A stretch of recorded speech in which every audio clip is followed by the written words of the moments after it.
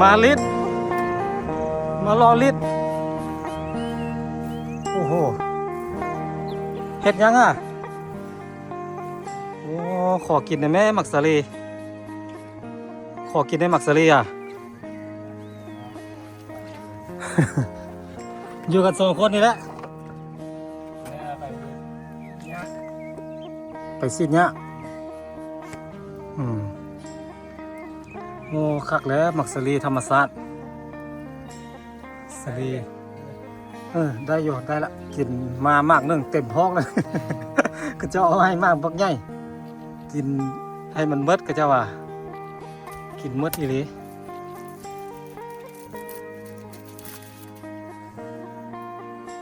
น้องเพิ่นกำลังจี้หมักสาลีอยู่ส่วนมันต้นนี่ก็ของเจ้าแต่งามเนาะทีนี้ได้บางปีกายนั้นจะได้7 ต้นปีกายได้5 ต้นไปปีกายได้5 ต้นไปแต่ว่าปกว้างสำนี้งามอยู่กว่าปีกายนี่มันแค่กันนี่แหละปีนี้อันปลูกหลายกว่า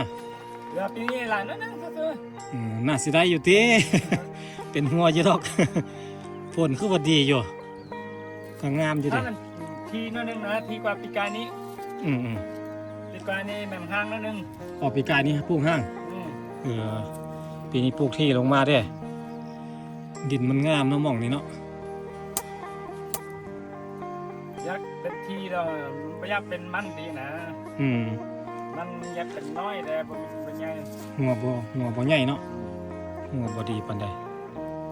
เอารอลุ้นเบิ่งว่าสิได้จักต้นปีนี้10 ปลายต้นหุ่นบ่ปีนี้ ปลูกขิงนำแม่นบ่ขิงบ่อยากงามปานใดเนาะขิงเจ้าเนาะทอปีกายแล้วปีกายนี่เจ้าก็ปลูกปีกายปลูกพอเบิ่งหลังจากที่อันปลูกขิงแล้วล่ะเขามารับซื้อจักพันก็อันวางแล้วนี่เดือนนี้ยังเข้ายังเอานะโลเท่าไหร่โล10 ปลายป้า11,000นะเด้ตอนที่เจ้าขายมีแต่โล 2,500 4,000โล 3,000 4,000เนาะโอ้ยไปสิไปก้านเก็บไว้แล้วบ่ได้ขายไปเฮ็ดได้เนาะบางคนเขาหาก็เอาออกไปอันว่างเดือนหลังนี่เนาะหาก็ออกไปขายเนาะ45,000พอตัวอันวางแล้วนี่นะเดือนนี้เนี่ยนะแต่ถ้าได้2 อาทิตย์ปลาย2 อาทิตย์นี่แหละแล้วเขายังตังไปขายนี่โล 11,000ขิงอ่อนป่ะขิงแกนี่แหละ10 ปาต้นน่ะเขาไปปลูกนั่นแหละมันบอกงอกออกเง่าแต่มันเขาคือเอาไว้น้ำดินตัดหน่อมันออกน้ำทิ่มเด้ตัดหน่อมันออกราคาอันโตแก่มันหั่นหน่อมันละตัดออกเนาะปงมาเนาะปงมาตาใส่ทองยางใส่ทองยางแล้วปงมาเวลามันขายได้ขายตาออกขายนี่แต่แล้วตัดเติมเด้หน่ออ่อนมันละไปขายเป็นขิงอ่อนเนาะคันมันงามเด้เนาะเดี๋ยวนี้ผมมีเถื่อดึงขิงอ่อนนะได้ดีเนาะได้ดีด้วยนะ10 ปลายพันนะเอาถ้าเบิ่งปีนี้มันสีเท่าไรมักสลีมักเดยมักมันต้นปีนี้มาได้จากมือแล้วนี่พามือนั้นแค่ตรงลูกนั้นนี่แต่ตรงข้ามาเขาได้2 คืนหากันมา2 คืนขึ้นมาแต่ตอนตัดอินนะแต่2 อาทิตย์แล้วได้2 อาทิตย์ปลาแค่นี้เฮ็ดเวียกอย่างคูเมอร์นี่เฮ็ดยังมาอยู่นี่แต่มาแต่ที่นี่แต่ซิหญ้าไปคุมหญ้า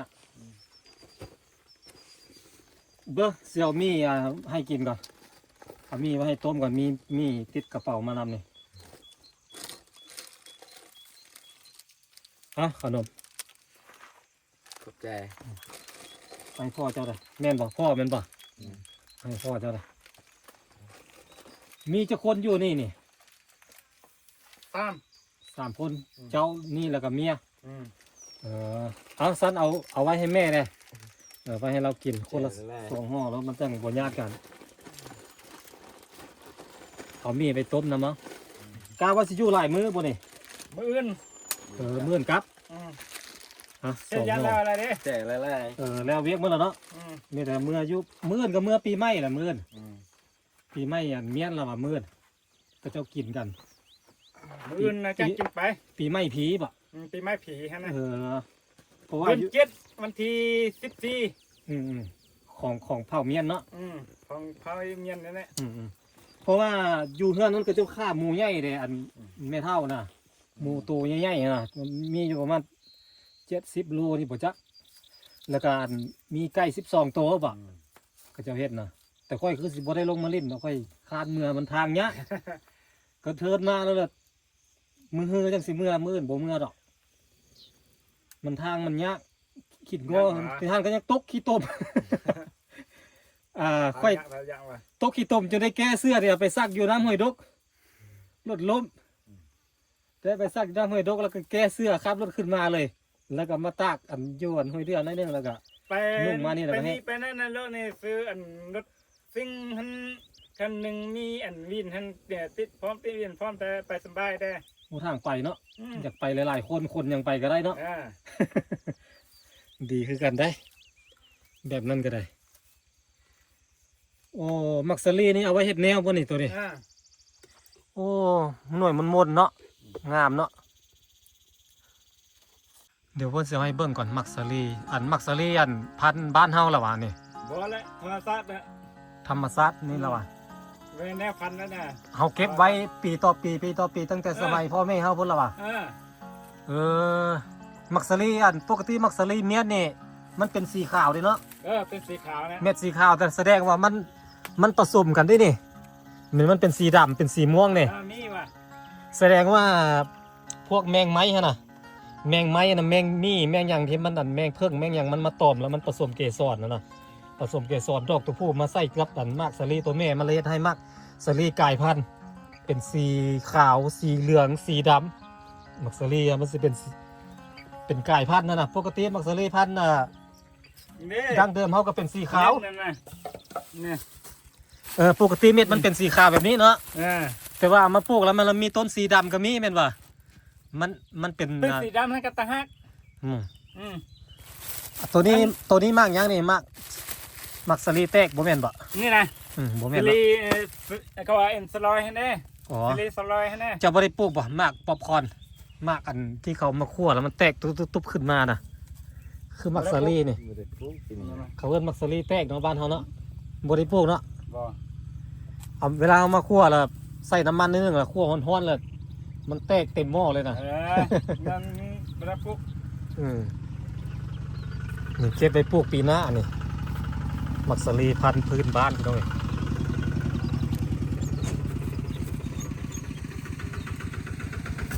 พันธุ์ดังเดิมหมากใหญ่ได้หมากมนรุ่นนี้ นั่นเป็นเม็ดสุดเลยเดือนตัวใหญ่ฮะน่ะ สุดมันเหมือนหมากนี่เนาะ เบิ่งกับหัวนั่นนี่หมากมันเต็มนี่ เต็มมัดเลย งามปังงามๆนี่มักสลีนี่ตัวนี้เป็นสีดำปกติต้องเป็นสีขาวแบบพวกนี้นี่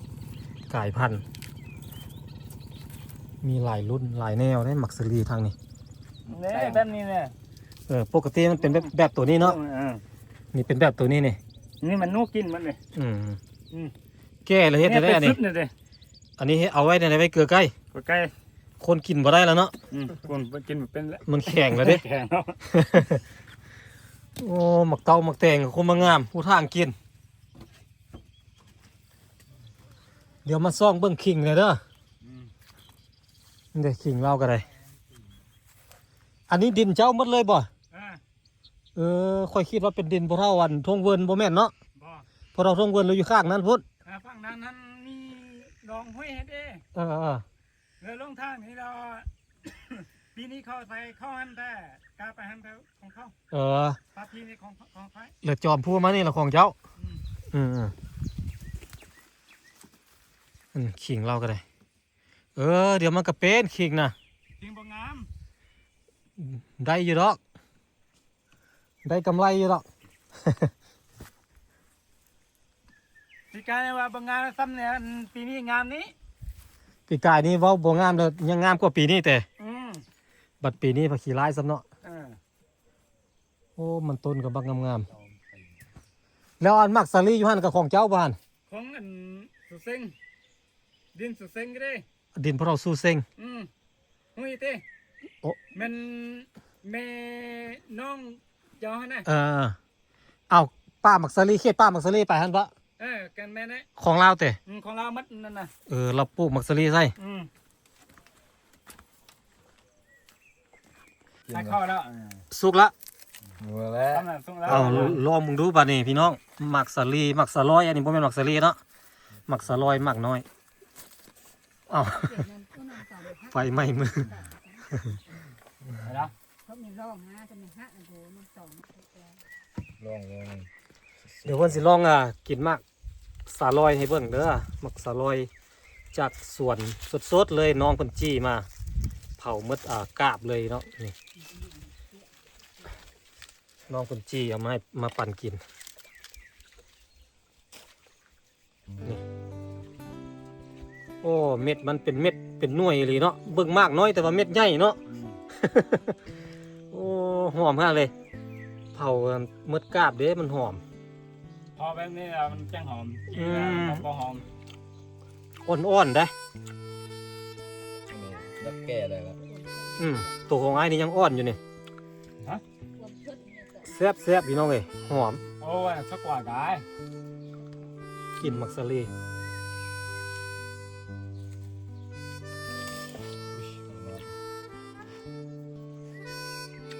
มื้อแล้วเมื่อใดสิมาอีก เมื่อจับเถอะ ไปเรื่อยเนาะเพราะว่าเวียกมันก็เบาลงแน่แล้วเนาะ ผมย่ายคงวัดแล้ว อืม บอกตื่นแดก ขอบใจแซ่บมักสะลีที่เราไปซื้อกินอยู่ตามถนนคนเดิน หรือว่าตามตลาดนัดที่เขาต้มไม่กินอ่ะมันบริสุทธิ์ได้มันหลายมือล่ะ อันนี้ปิดออกมาจากต้นแล้วก็มาจี้เลยเนี่ย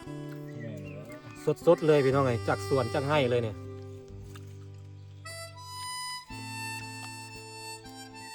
ดีนะอยู่ตลาดนั่นแต่บหวาน โบหวานโบแซ่บเท่ามักสลีอันให้เฮาซับ มันโดนนะเด้ อืม ได้แก่บหวานโดนนะว่ามื้อนี้ฮักมาแล้วมื้ออื่นจังต้มแล้วบหวานแล้ว เพื่อเขาสีขายครับ มันก็ข้ามมาหลายคืนแล้วเด้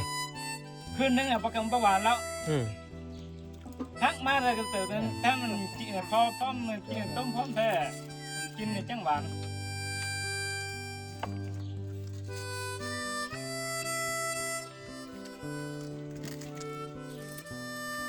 เอาหมักแตงน้อยให้กินอีกโอ้มีแต่หมักแตงอยู่ในท้องบัดนี้เอาเพื่อน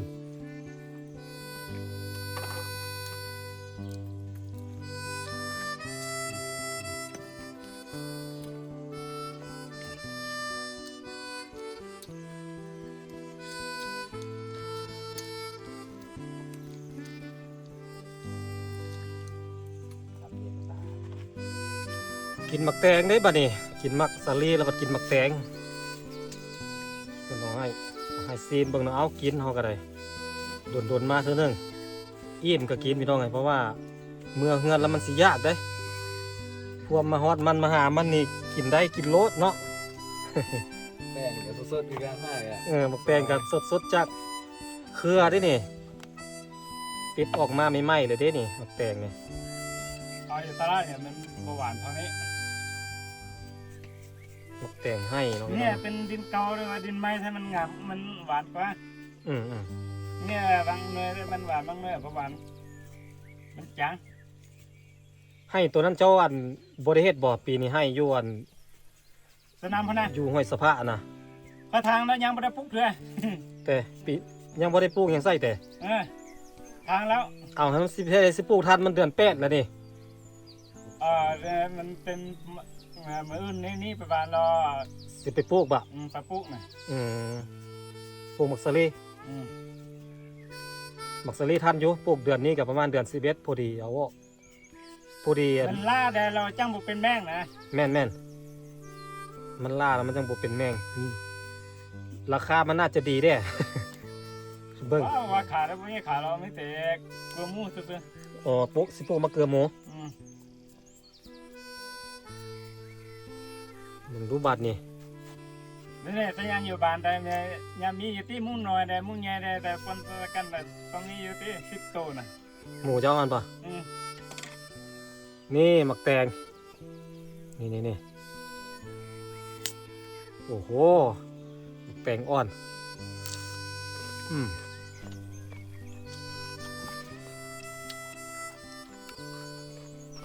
แซ่บเดี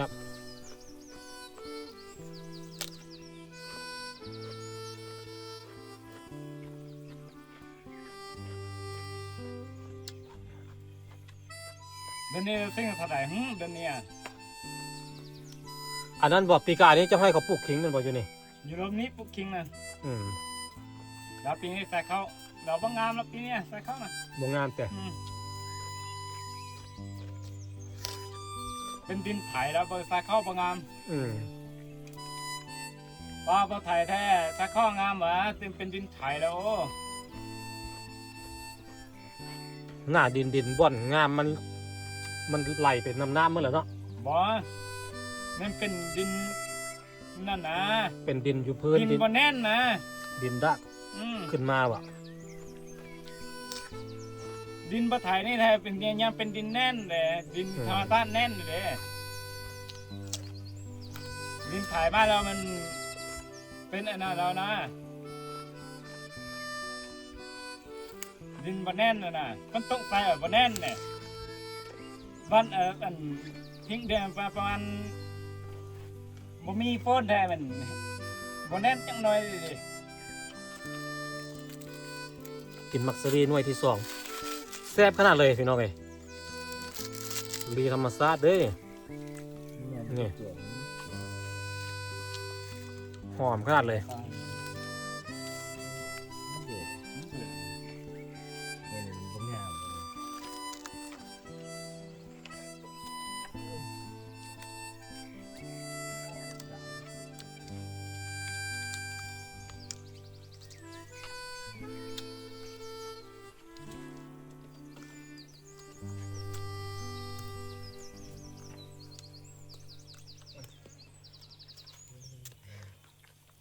ยังเฮี้ยนจะบอกเจ้าปีนี้กะ โอ้ ออกละ โหสิเข้าตอนสิออกยังไม่แน่ใจ ห้องมออย่าง มอซีแล้วเด้ อืม ห้องอันถ้าเข้าโรงเรียนแท้ๆแต่ห้องประจำขึ้นไปน่ะ อืม จบมอซียาแล้วว่า ก็เดินให้มันจบมอสี่ซะละ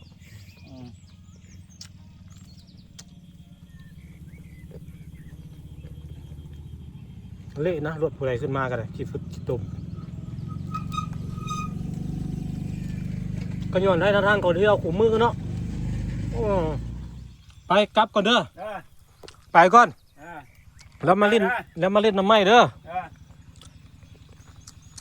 กลับก่อนพี่น้อง ไปก่อนบอกเพื่อน